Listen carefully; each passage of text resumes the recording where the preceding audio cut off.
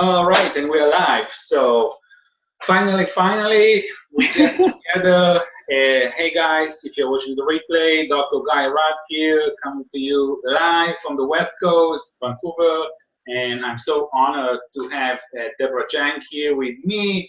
It was a long overdue. I think we tried to schedule that the last couple of weeks. I'll quickly kind of share how we met. So we got together in one of the events here of the Entrepreneurs in the Health and Wellness meeting. There was a keynote speaker there.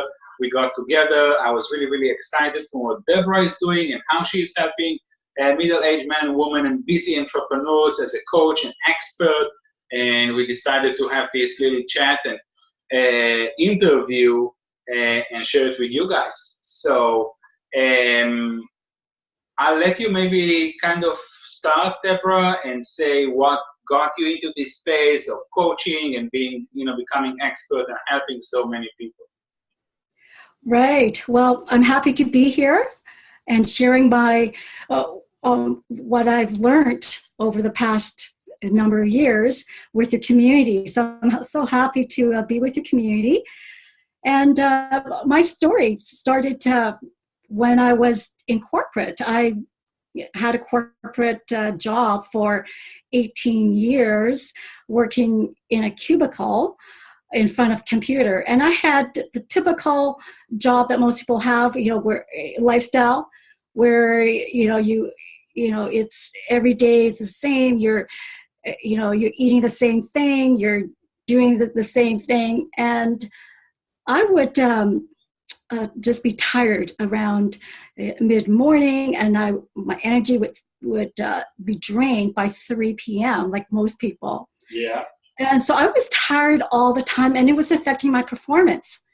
And I was not putting out, my full capacity. I was tired. I was drinking coffee to boost up my energy, and it was affecting my health. Like I had some gut issues because of the way I was living. I was tired and just caffeinating myself to boost my energy. And then when I got home at night, I was exhausted. I was tired. I was too tired to exercise, and like all I could do was just sit in front of the TV and just veg out until I can muster up enough energy to maybe go grab something to eat or to make something quick. So this went on, day after day for years, and I was gaining weight, like a few pounds every year, and it just, kept on going up. And it didn't help that, I have a job that, sometimes allow me to overindulge. People bring in food, and I go out for lunch with clients, and I overindulge with at lunches and buffets, and so it was a typical lifestyle. So it wasn't until, so what changed things around was my mother died of a stroke associated with diabetes, and that was a wake-up call for me. And I knew that I have to change how I was living, because my family is susceptible to diabetes, and I think I was on the same track as my mother. And what really saddened me the most was she died just shortly after retirement. And what I found later is that, her condition was preventable and reversible had she made the right choices. So I knew that, I didn't want to go down the same path, and that's how I changed, what, I was eating and how I was living my life. And I became certified as a health coach, as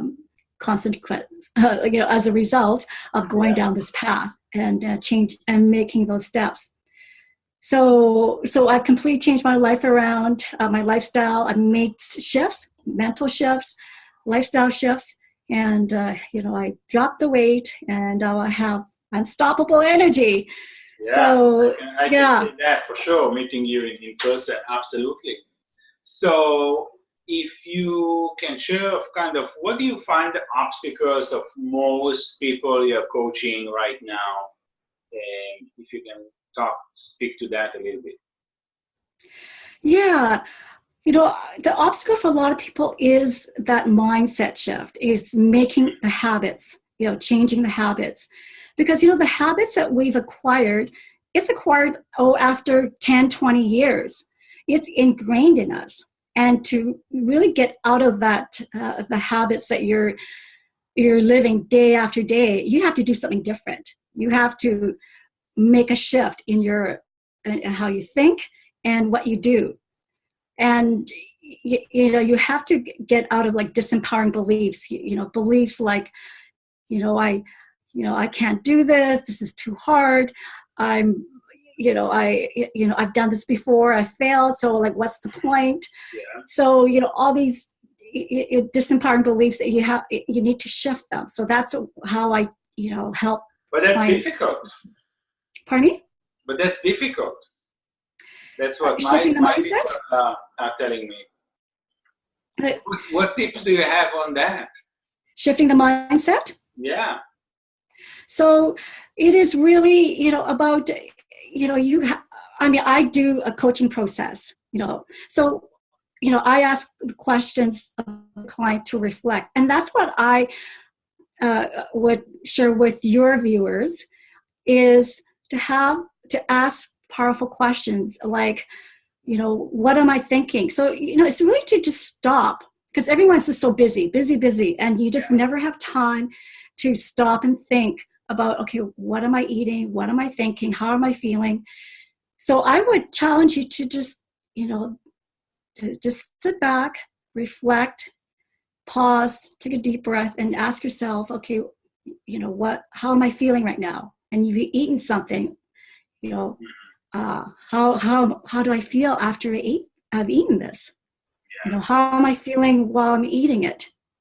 So, always checking in with yourself, how you're feeling, and to journal, journal, write it out, every day.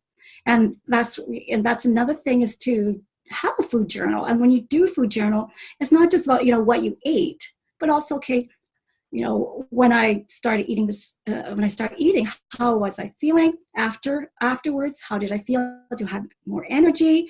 Did I feel my energy sapped after eating this? So and that guides your body, how you're going to, treat yourself is how you feel after you eat. So that is a very powerful way of looking at how, what are your mindset, and it's really just being mindful. And I know what it's like to live on autopilot. You just do the same, you think the same thoughts day after day, do the same things day after day. And it's because your thoughts become your beliefs. And then your beliefs, become your actions, and your actions create your destiny and who you become. Mm-hmm. Mm-hmm. So it really starts with, absolutely. Yeah. Mm-hmm. And I'm getting the same experience, helping and coaching, and I'm more focusing on like, the movement, and then, a lot of biohacking things. But at the end of the day, my experience is that it doesn't matter if you're moving and you think you're eating right. And a lot of people are doing that, but if you want long-lasting results, you have to change what I call from the neck up, and your mindset and the thermostat settings, kind of. Yeah. Mm-hmm. Mm-hmm. That's right. Yeah. If you don't have that right, it's going to be hard to make those habit change. And most people know what to do. There's tons of information on the internet. There's recipes. There's everything on the internet. And you can try, do the research, try to put it together. But the challenge is really implement what you know. And that's, where the challenge is implementation, is, putting in the steps that become habits. Mm-hmm. And another tip that I have is, just to, create a little, chunk it down into baby steps. So for example, like if you're say, okay, I'm going to eat more vegetables, instead of eating, 2 servings of vegetables a day, increase it to 3 servings a day, and the next day increase it to 4 servings a day. And if you're, making, a salad, and you're buying salad dressing. So maybe next week, you go out and you try to put together a vinaigrette. So, and you change things up and not do the same thing day after day. And, the salad's exactly the same. I know it's easier that way to, eat the same thing, do the same, do the same thing every day. But I challenge you to mix things up a bit, put in a different vegetable, try a different vegetable. I mean, one vegetable that I love is called jicama with a J. Yeah, and it's from Mexico, and it is prebiotic for your gut, and it's great. It tastes like a refreshing apple. And have you tried it? Yes, yeah, I tried it here before, like in South America as well. So, what in type of kind of prepping? Because a lot of people are so busy, like guy, I don't have time like to prep the food or to do what you're doing and like all this healthy cooking. What type of tips do you have for people like that? And that's what they kind of think or. Sure. Well, you don't have to do a lot of cooking. I mean, I help my clients to just put things together. So, for example, like if you're making a salad, you can just buy a ready-made salad, and the greens, ready-made greens, organic greens, and you can put together a big bottle of vinaigrette, which is just lemon juice and olive oil. And that will last you all week. So, make something to have last all week. So it's called batch cooking. Yeah. So if you're going to make you can make a big batch of quinoa, have that in the fridge, and you can just, scoop that out, with some salad dressing, and then you have a quinoa salad. So it is, about thinking ahead. I mean, you have to think ahead. And most people, only think, okay, I'm hungry now. What am I going to eat right now? Yeah. Yeah. So it's really, about, okay, for what am I doing tomorrow? Where am I going to be for this week? Where am I going to be this week? And then you can start planning the day before, the night before, and just, put something together. And if you're going to, and make a bunch of them so that, you've got it ready. You're not just making for that one meal. And I think that's where people get overwhelmed. It's like, okay, I'm cooking every day. I'm only thinking about this one meal, and okay, what do I have in the fridge? Okay, I'm just gonna just grab stuff and then that's it. And the next day you have to do the same thing over again. So I would challenge you to to do batch cooking and to. Yeah, that's a great idea, and it saves a lot of time, and it's very that's kind of what we do at home, and that's great. And let me ask you a couple of questions, and then we'll wrap it up here quickly. Some random questions I'll fire at you, and then we'll tell people where they can find you and more information, and download your amazing energy and productivity and guide and all of that good stuff. So what time did you wake up this morning?